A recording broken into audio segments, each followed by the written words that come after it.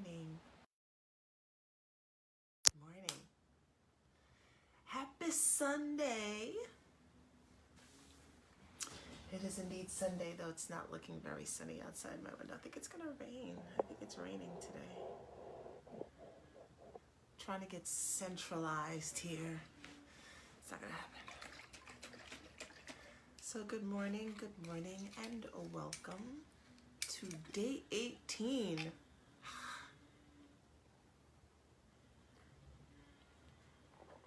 I made it good today, y'all. I made it good today.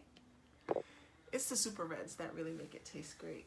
Like, I don't taste the celery at all. All right. Good morning. As you know, we are doing the Abundance book with John Randolph Price. This is my 4th year doing this.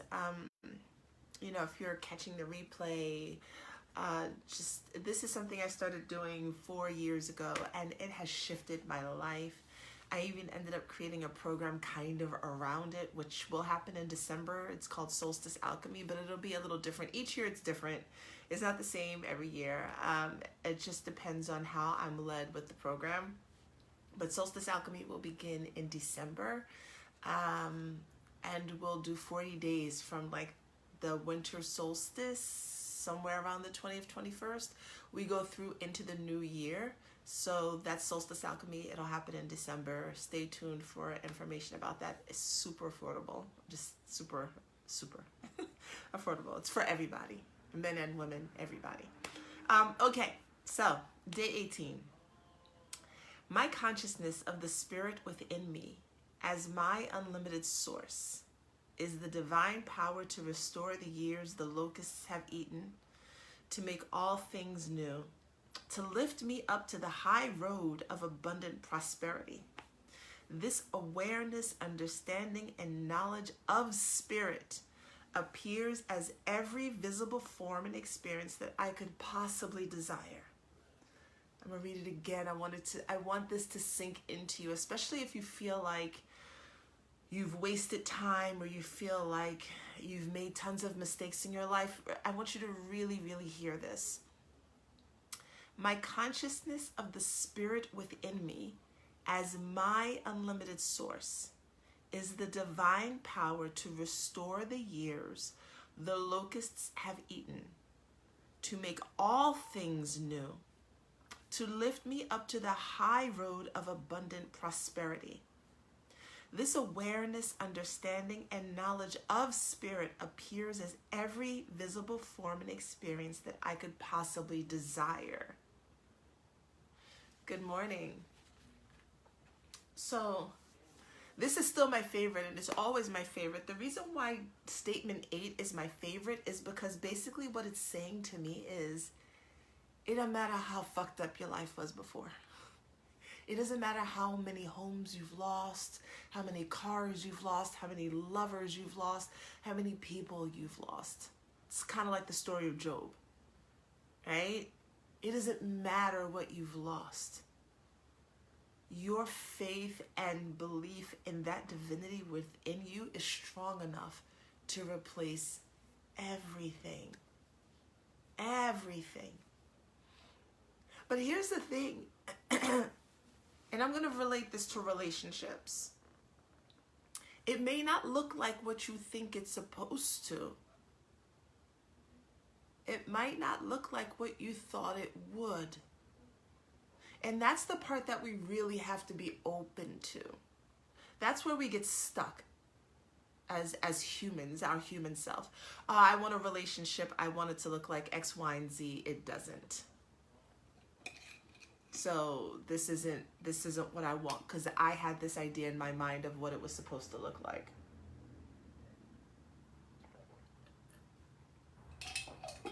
Do you know that there are people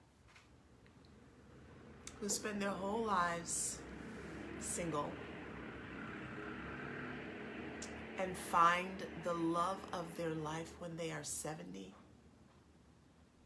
and they live another 25 years deeply entrenched and in love that they could never have imagined? never have imagined. We have this romanticized idea of what we think love and relationships are supposed to look like. We're looking for the movie. We're looking for the Harlequin romance. We're not looking for love. You could meet someone in your 50s or 60s and have the most exquisite and beautiful love affair that touches you so deeply, it lights you up inside. You wouldn't have gotten that in your 20s or 30s, or maybe your 40s. That understanding of your divinity, that is what can erase the years the locusts have eaten, make all things new, make you feel like a kid again. That's what that can do for you. I like that idea. So it's funny because yesterday I was thinking, ironically, about my life and decisions and choices that I'd made, and wondering, had I made the right decisions? Had I made the right choices? Had I done the right things? Where would I be if? We do a lot of that, right? Hindsight, 2020, regret. Where would I be if? But I realize that right now as it is, I love my life. It doesn't look like what I thought it should, but it's actually the life that I desire. I really love it. And so I think sometimes we get caught up because we are actually enjoying our life. Like, we like it, we love it. And then we think it's supposed to look like something else. I'm supposed to be in this relationship. I'm supposed to be in a relationship. It's supposed to look like what someone else has. It's not. That's theirs. Yours is for you. It doesn't have to look like what anyone else's does. You're perfectly on time with whatever is coming to you. Your belief in the divinity within yourself, your belief that you are connected to this creative force, that is what will erase all of those years of struggle, of heartache, of pain, and the understanding that the pain is sometimes necessary for growth. Erase all the years the locusts have eaten. Make all things new again, including any relationships that you're looking to be in, including the love that you feel that you truly want to experience in this life as you walk through this world, and you feel like you want to walk through this world with a partner. It doesn't have to happen when you're 25. There's no rule that says it needs to happen when you're 32. It happens when it happens. There's so much pressure put on people to find someone. Like, there's this unspoken of linear timeline that we're all in, you know? Get married or something around 27. You got to have your kids before you're 35. You got to buy your house. You got to do all this stuff. Like, you have to have all these achievements by the time you're 40. You know, if you don't, you're behind, you've missed out. Or if you've never been married, but if you haven't had any kids, then somehow you haven't had a whole full life or the whole full human experience. Like, we put all of this, our arbitrary stuff on people.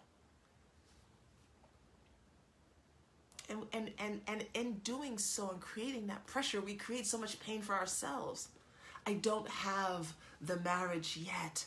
I'm supposed to. I got to go find it because my clock is ticking and I gotta have the kids because my parents are asking me where are the grandkids at, you know, and I gotta go get this degree and I gotta buy the house, even though I really don't want to own a house because I don't want that, but everyone's telling me I gotta buy a house, and maybe I don't really want to get married, but everybody keeps saying I'm supposed to want this thing, so I keep going on these dates and looking for these people, and my relationships aren't working out, and I don't know why I can't make my marriage work like my older brother or my older sister, or my younger brother or my younger sister.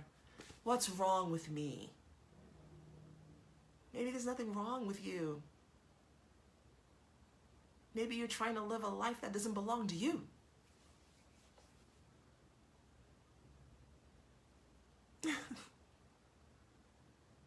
And trying to create that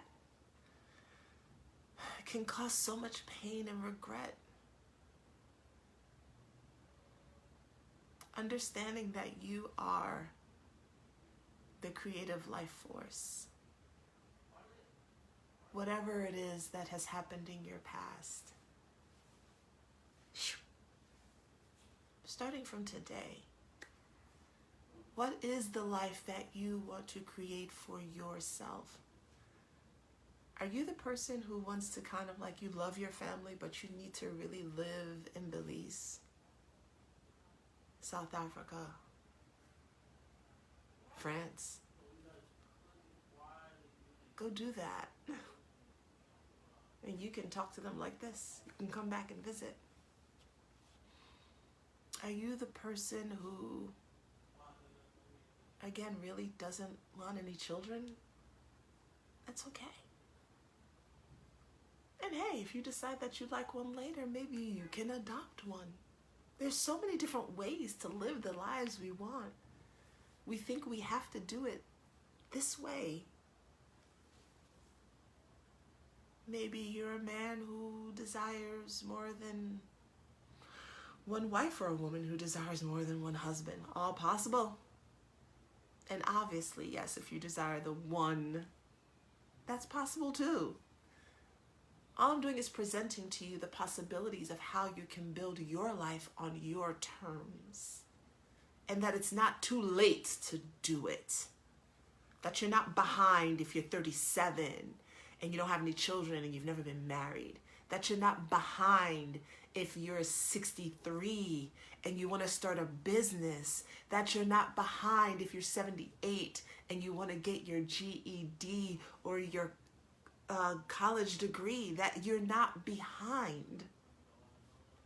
That you're simply living out an experience. And when we stop thinking about how we're behind and all we missed out on, it's amazing how clear our paths begin, because often what we're thinking about trying to do in a way is catch up to what we didn't do before. And then we feel this rush and this panic to get it done. And then when we do that, we're actually not enjoying the experiences. And you wouldn't be able to enjoy a relationship because you'd be too busy treating it like a business transaction. Okay, I found him. Yes, I found her. Okay, great. So this is what we're going to do. We're going to date for 6 months, and then we're going to get engaged. And that way we can be married in 1.5 years so that we can have our kids in 2 years, you know, but wait, we got to buy the house before that. Wait, what's your credit like?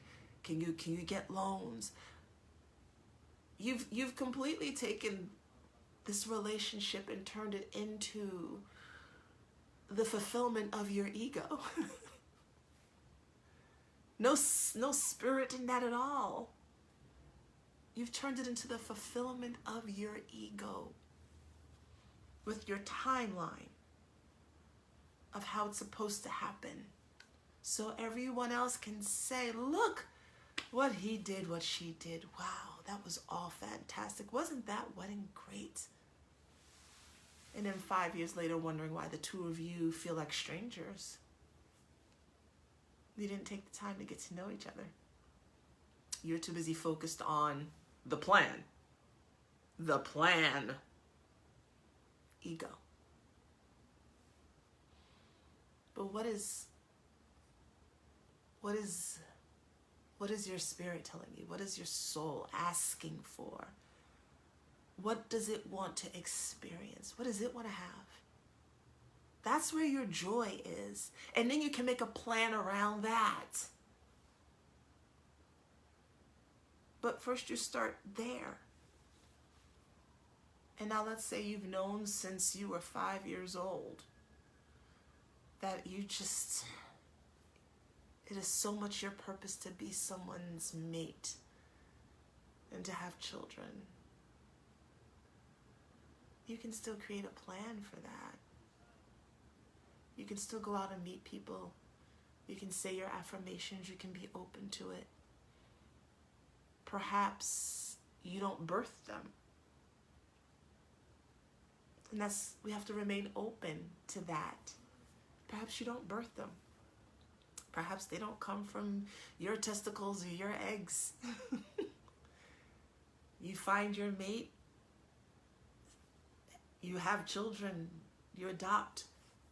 You're someone's godparents. You're all of these other things. There's so many ways to create. And really, at the end of the day, most of us, when we want to create those scenarios, we're looking to be of service and we're looking to be loved and to give love. So that's also what I want you to do, is dig underneath that. There's nothing wrong with that desire, right? For instance, but what's underneath the desire? I want to be a husband. I want to be a wife. Okay, why? Why? I hope no one is really saying this. I want to have someone love me. No. I have all this love that I want to give. Okay. That might not happen through marriage. It could. But if it doesn't, can you still do that? Can you still give that love to people? And how? And here's the funny thing. When we start thinking that way, it's so weird how you may find yourself in a position where that's where you actually meet your mate, because you wanted to give love and decided to volunteer your time at a food pantry or assisting at a women's shelter, and lo and behold, there's someone else who wants to give love and they're doing the same thing. And look at how the two of you can connect on that level versus y'all just used a dating app because you were trying to and I'm not getting on dating apps, but I'm saying there are other ways to find what you're looking for. When you start thinking outside of the linear lines. And it's not too late. So let me read this again. My favorite phrase, and this is The Abundance Book by John Randolph Price. My consciousness, your consciousness of the spirit within you as your unlimited source is the divine power to restore the years the locusts have eaten, to make all things new, to lift you up to the high road of abundant prosperity. This awareness, understanding, and knowledge of spirit appears as every visible form and experience that you could possibly desire. This awareness, understanding, and knowledge. Remember, I said that's the difficult part. The awareness, understanding, takes some time, and knowledge of spirit appears in every visible form and experience that I could possibly desire, that you could possibly desire. Possibly desire. No limitations. So if you haven't found the love of your life yet, your twin flame, your soulmate, first of all, stop looking for that. Stop looking for someone to fit that. Start living your life. Start doing the things that light you up and bring you joy. Start giving the love that you swear is all up in you that you want to give to this person. Don't hold it. Don't wait for them. You don't have to store it. Love is unlimited. There's more than enough. You're not going to run out, Give it. Give it. And watch it come back to you in ways that you never could have probably possibly imagined. And also remember, it's never too late. When you know, when you're aware, when you understand the power of what's flowing through you, that energetic life force, it's never too late. You can still create anything you desire, even if you're 85. And you could live for another 15 years, and those 15 years feel like you have lived for 55. Because they were the best fucking 15 years that you experienced. And please don't think, because this is how we destroy it. So important what I'm about to say. Do not say to yourself, it would have been so much better if I could have had all this back then and had a longer amount of time with it. You do that, you diminish what you just created. And we do that. I know we do it. I do it. Man, if I'd have known then what I know now, man, see, I could have been doing this for the past like this many years. Okay, but I'm not. I'm going to do it and enjoy it from here. Don't kill your joy. That's it for today. Enjoy your Sunday. I will be back here tomorrow, Monday morning. I will be on. I'm usually, so as an aside, I've finally set screen time on my phone, because social media, right? Let's be honest. You just find yourself, I'm gonna go to bed, let me grab my phone and start scrolling. My apps don't even turn on till 8 a.m.